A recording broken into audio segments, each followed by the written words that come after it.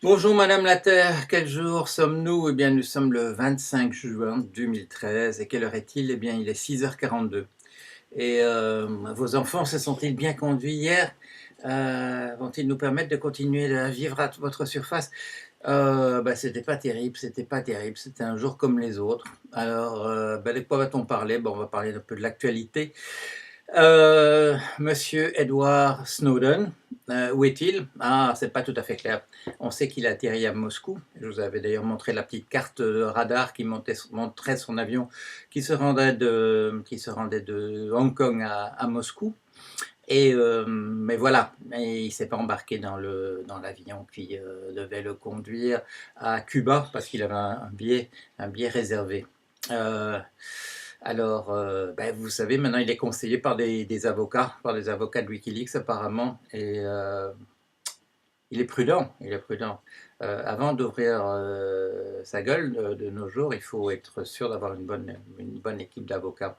Sinon, on est en difficulté. Si on a une bonne équipe d'avocats, ça vous protège pas contre absolument tout, parce que bon, il y avait un personnage politique important qui a vu sa carrière s'achever quand même, malgré la très bonne équipe d'avocats qui le protégeait en permanence.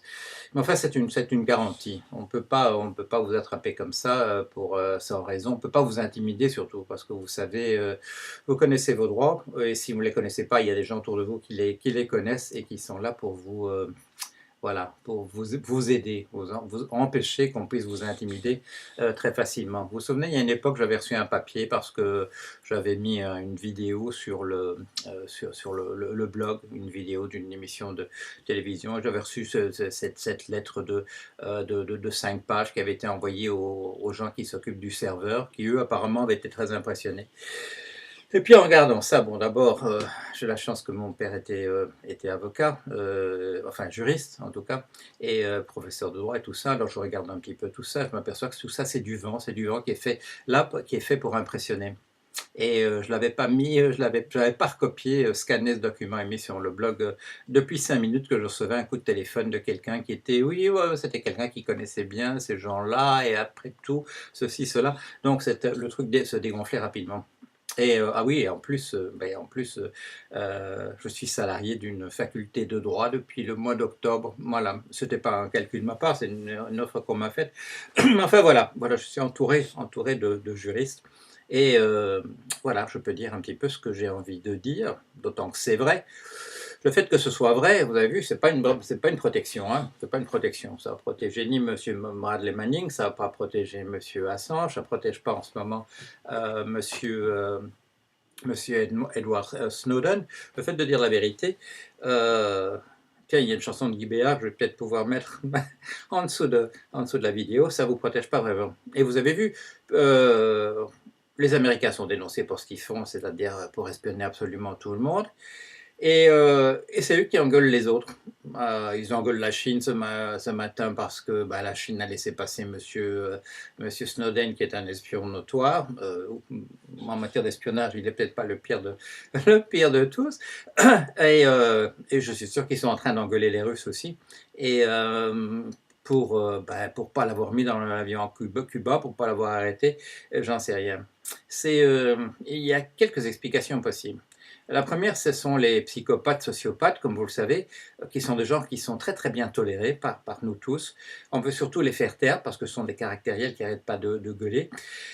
Et alors, le meilleur moyen de se débarrasser d'un caractériel, vous savez, c'est le promouvoir, se lui donner un poste qui sera un peu ailleurs, un peu plus haut, et ça lui permettra de sortir de la circulation. Et c'est comme ça qu'on trouve un nombre, une proportion tout à fait ennuyeuse de psychopathes, sociopathes à la tête des États, à la tête des grosses entreprises, parce qu'on les laisse faire de cette manière-là. C'est nous, on est un peu lâches, on est un peu quoi. Et au lieu de les mettre sur la touche, eh bien, on les promeut parce que c'est un moyen de les faire sortir du circuit. Il y a un article d'ailleurs extrêmement intéressant à ce propos-là. Je vais vous mettre la référence. C'est par quelqu'un qui travaille à l'université c'est monsieur qui s'appelle Bang Dang Nguyen, qui travaille à l'université de Cambridge. Et il a prouvé la chose suivante, c'est que dans certains cas, dans les entreprises, la personne qu'on élimine en raison de ses mauvais résultats, elle est promue. Alors, c'est une manifestation de l'esprit de corps. quelqu'un qui est entouré de gens qui sont allés à la même école que lui ne sera pas, il le montre mathématiquement, ne sera pas sanctionné pour ses erreurs. Au contraire, on va le garder là. Et dans certains cas même, et c'est montré, certains cas même, quelqu'un qui a fait la preuve de son incompétence, s'il est entouré de gens de sa promotion, de gens de son corps d'élite, de gens de sa grande école appelant les choses par son nom, eh bien, il sera sanctionné en étant promu. Voilà. Est-ce que ça aide nos affaires? Non, pas vraiment. Non, pas vraiment. Mais ça m'offre la transition vers l'affaire suivante, c'est que voilà, vous avez vu, bon, Madame Lagarde, invitée à parler de ces 400 et des millions qui ont été versés par le contribuable français, ce qui est moi en ce moment, pas l'époque où ça a été versé, en 2007, non, j'étais pas encore en France.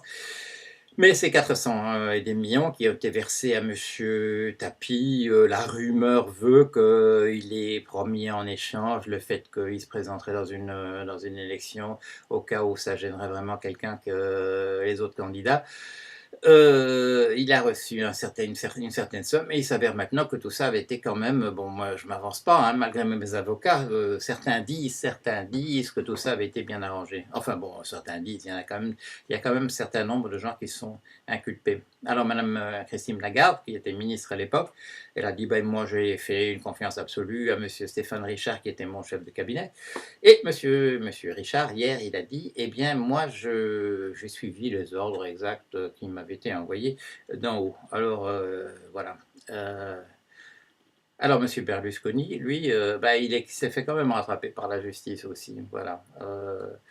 Qu'est-ce qu'on lui a donné hier? C'est une peine de 7 ans de prison, interdiction évidemment de se présenter à des élections, d'exercer ses droits civils et ainsi de suite. On va voir, il y a toujours des recours, on peut toujours passer à des cours supérieurs, je ne sais pas où il en est dans le processus. Alors quoi encore? Ah bon, on va parler un petit peu de finance quand même, un petit peu de finance. C'était sur Zero Hedge hier. Monsieur, j'oublie son nom, ça n'a pas d'importance. C'était le patron de Anglo-Irish, une des grandes banques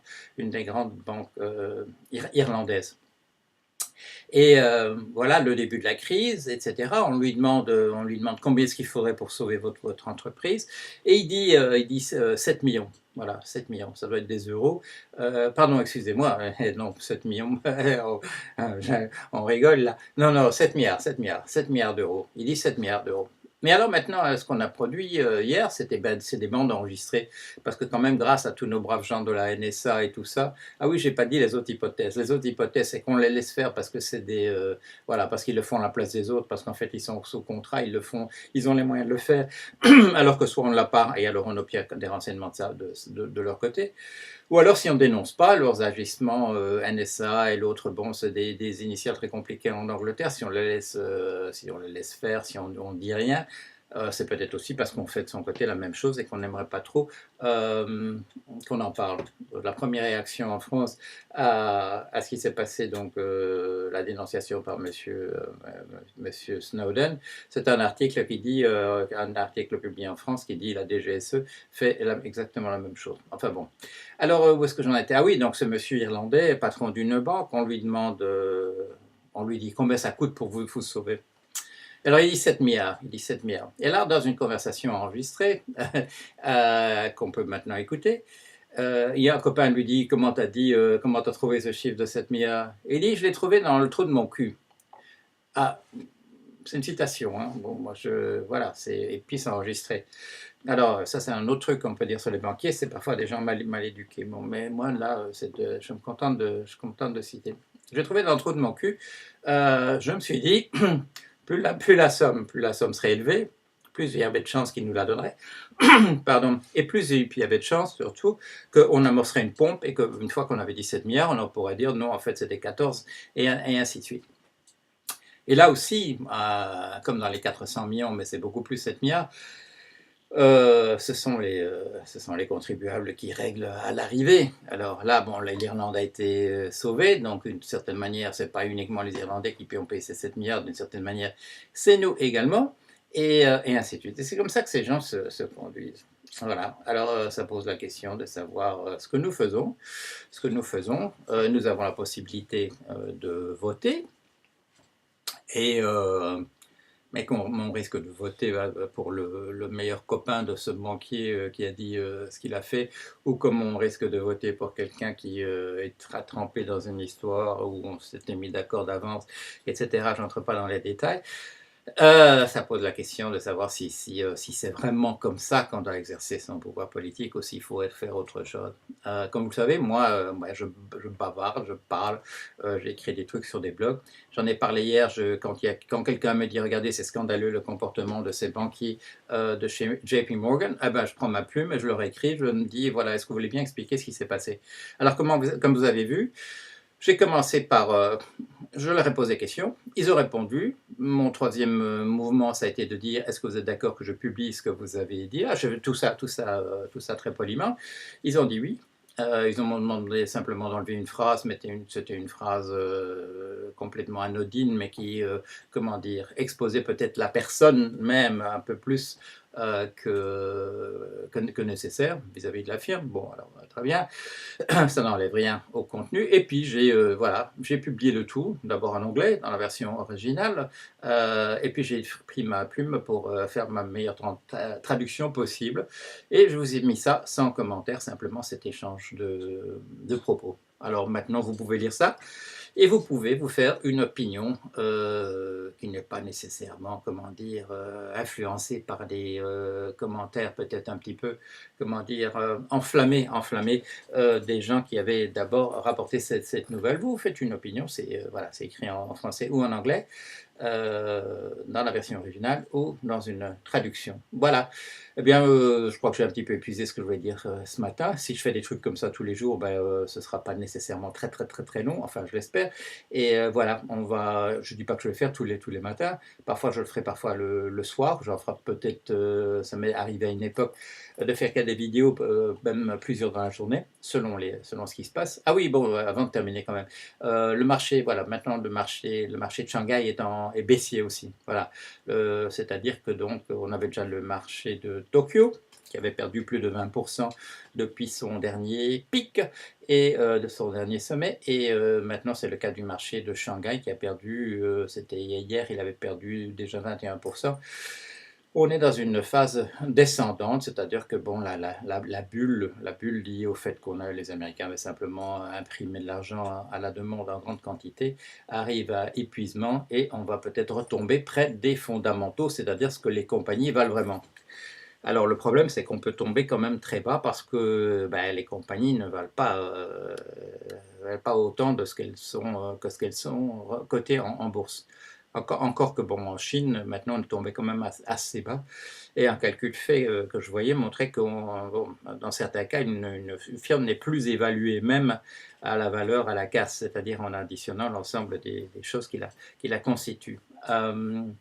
Voilà, la bourse américaine, bon, elle est en baisse depuis quelques jours, mais j'ai fait un rapide calcul, je crois qu'on est autour de 4,8% de baisse en tout. On est encore très loin des 20%, mais je vous tiens au courant, voilà, dès que j'ai envie de vous dire autre chose et que comment dire, l'actualité l'impose. Voilà.